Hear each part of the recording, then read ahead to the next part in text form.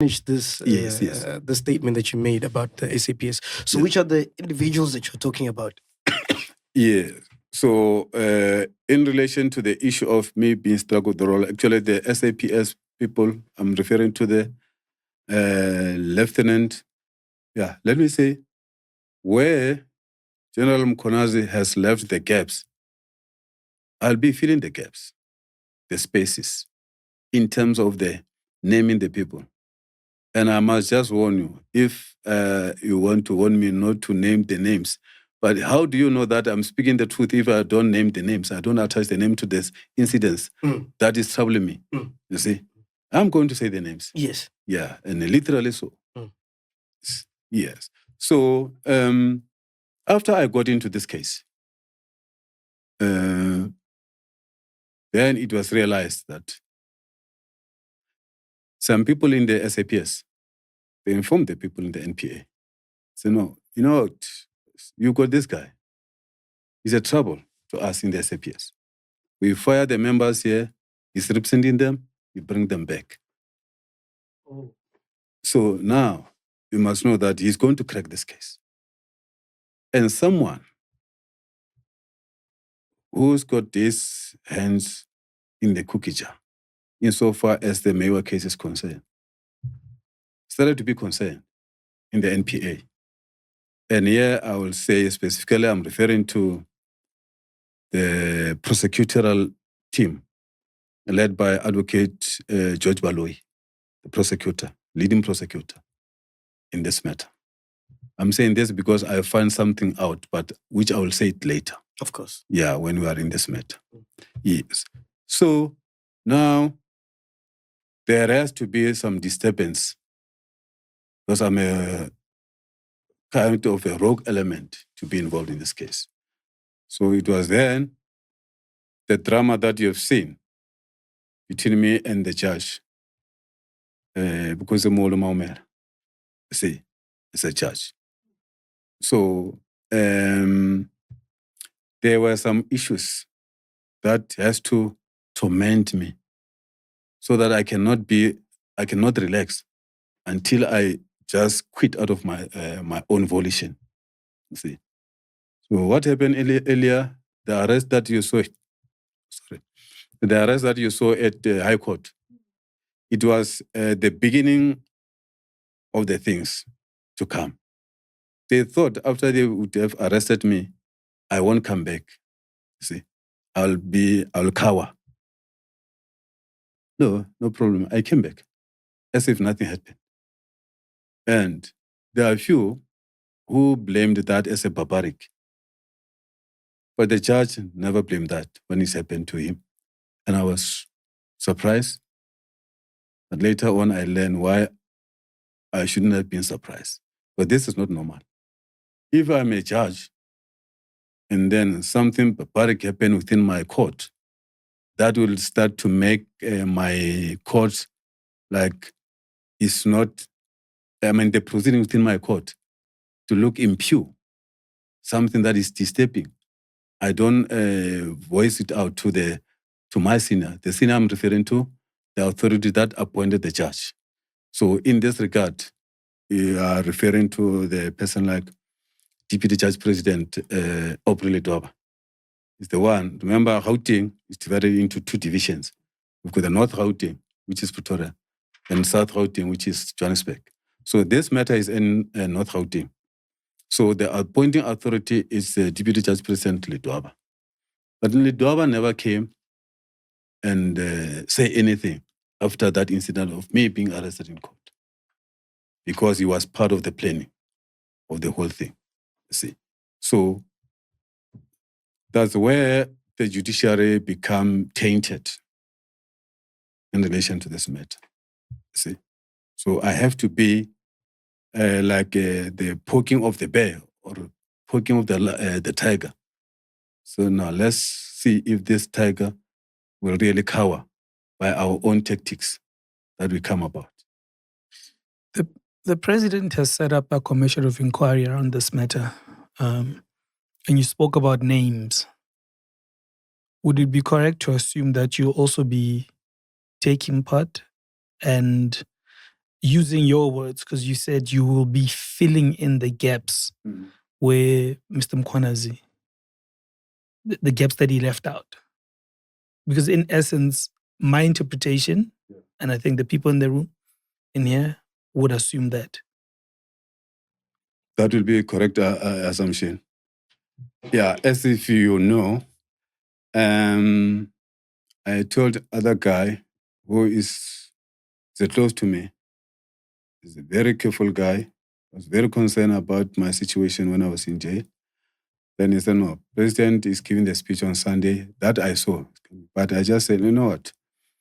President Ramaphosa, I've listened to him several times back. And I say, I say to this guy, I guess you may be coming up with some commission, you see, because it has been a norm, a way of life in our government. So, but I'm not going to listen. Just listen, you'll tell me what he said. I'm not going to waste my time there. I've got a lot of things that I'll be busy with, you see. So guess what?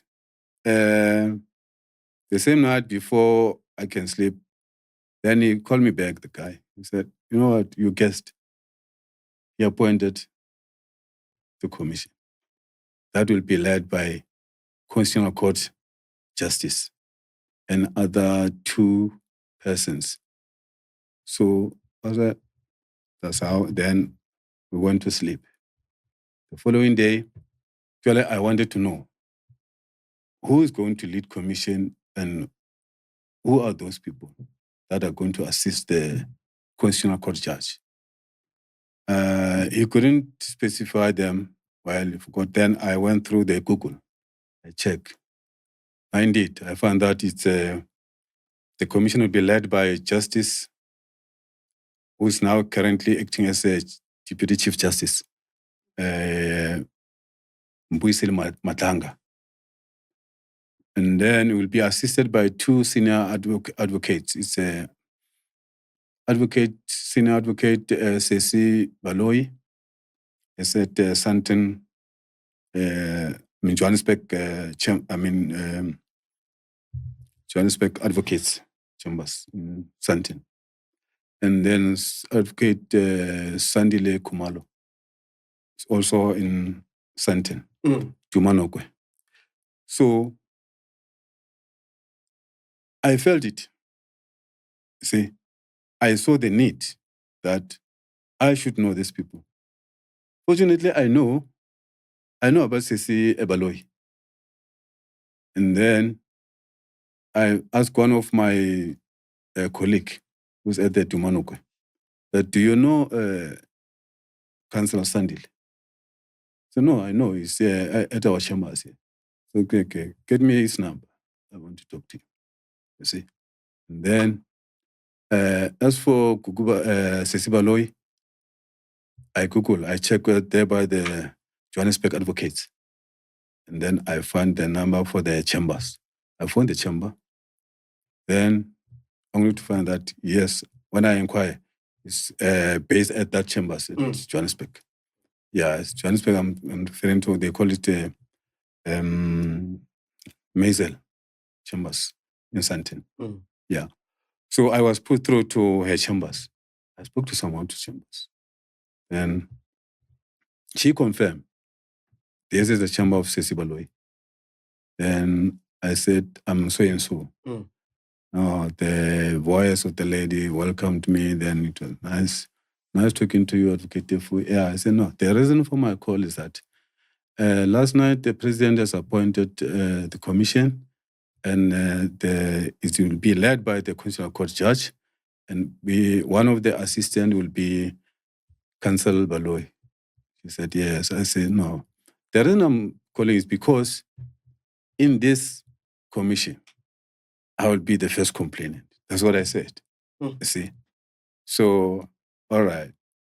Now she gave me the numbers. I've got the cell number. Yes. And then I also left a message, and they said she will call me. Later, the PA of Senior Counsel Baloi called me, and then she confirmed about everything. She said, no, Sesi will call you. She's in the meeting.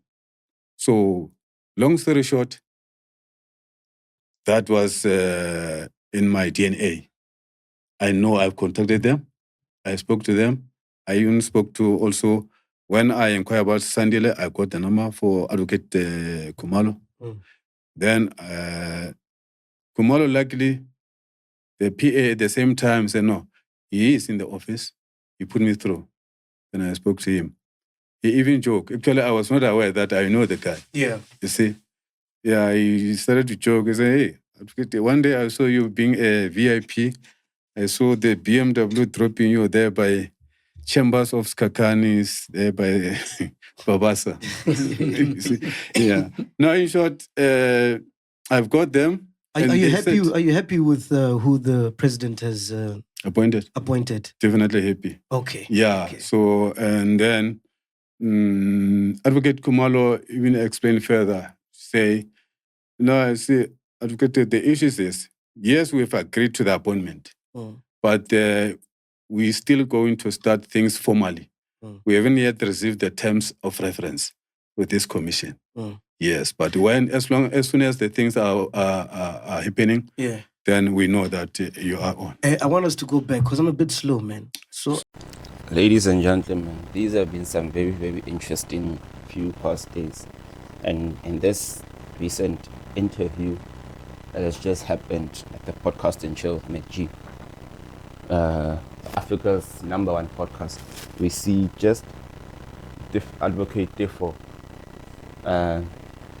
now coming forward to actually talk about the involvement of senior prosecutors in certain cases and matters, and how they were actually being used, weaponized against him because of the Senzo Meyiwa case.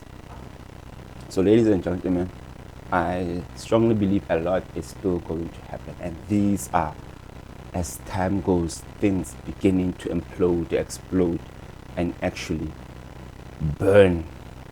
Things are burning, and they are burning without consequence.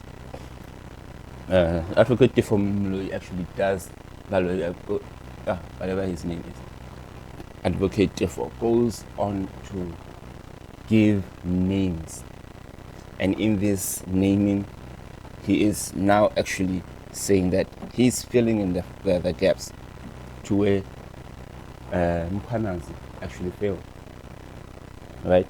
And because he's more involved in the judiciary space, you understand how he's already spoken to some of the other people and informed them about how he will be there. And this is very, very interesting, because now names are beginning to come out. He has contacted the people that will be handling that inquiry of the president, and again confirming to them that he now knows that he has already told them that he wants to be the first complainant to go and be summoned, so that he can go there and actually have his say. So it's going to be very, very interesting as to how he actually explains, because in this one he didn't explain properly. But we'll see as time goes, because some of the other things we best believe that the guys are actually saving up so that they can actually be able to say those parts when they are called to answer for themselves, right? So I do not know about you South Africans, patriots, people who love this country. What do you best believe is actually going on in this whole saga? Because what is actually beginning to unfold is that we are seeing just in how much trouble organized crime this whole country is, pulling members of the judiciary. Now, the ones that guy has called on the Senzo Meyiwa case, why is it that they are dragging this case for so long? Is it because they've got some vested interests? I don't know. We all don't know. But it's beginning to actually point at many, many directions. And my suspicion is that Sibia knows about this. This is my own opinion. Sibia knows about this. Hence, he was one of the first people on the scene. So we're going to actually see a whole lot of things. And I give a lot of thanks to G and his team for bringing the advocate in, because he has opened a can of worms. Also want us to listen to who he accuses as being the drug distributor in Gauteng.